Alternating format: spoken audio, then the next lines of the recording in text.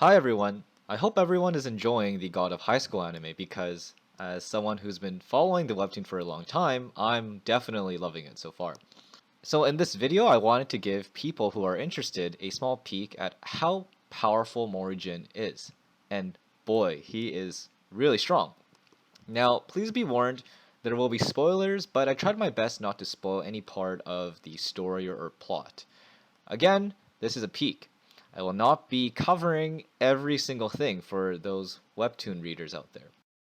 So, although Mori is capable of using various fighting techniques, his main fighting style is Renewal Taekwondo, or Re-Taekwondo, and it's a fighting technique Mori's grandfather developed by studying and improving a different type of Taekwondo, Northern ITF Taekwondo, which is a fighting technique that was used in the North Korean War.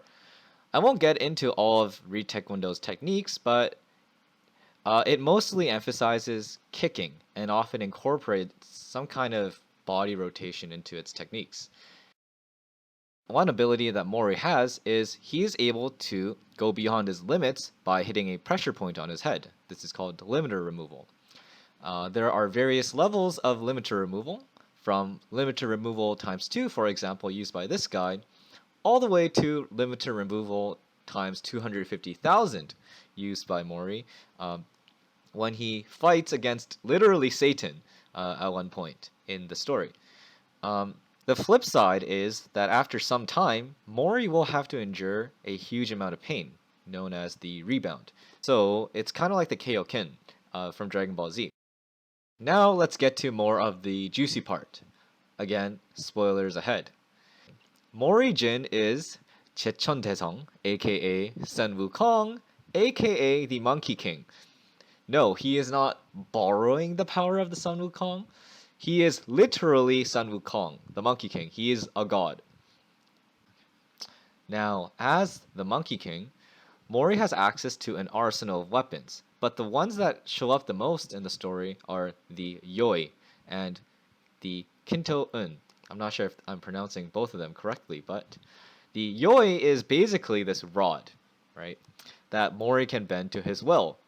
It can expand, shrink, or do really whatever Mori wants it to do. For example, Mori puts it in his ear, leaves it in his ear, right? Not only that, but Mori can also make multiple clones of both himself and the Yoi. Again, all of which can expand or shrink to his will. This ends up allowing Mori to set up very interesting combinations. Another interesting property of the Yoi is that it is extremely heavy, and that only Mori himself can wield it. If someone else tries to hold the Yoi, well, let's say it doesn't end up pretty. Now for the Kinto-un.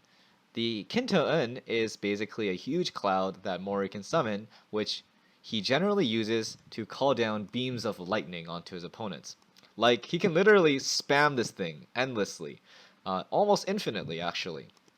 Um, and from what I've seen, not a lot of people can survive these attacks.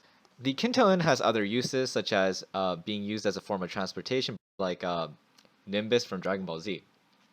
Now, in the God of High School, Mori is shown to almost instantaneously wipe out entire armies by himself. And he's able to handle and defeat multiple gods at once, therefore making him the strongest god in the God of High School. Not only that, but he's shown to have extreme durability as he's able to survive literally being blasted into the sun. Well, actually, survive isn't the correct word, as he literally fights inside the sun. So, yeah, he is very durable.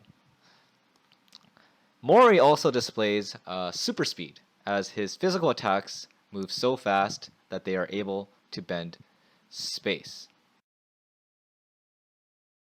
As the Monkey King, supplemented by his weapons and his superhuman abilities, Mori so far is without a doubt the strongest character in the God of High School.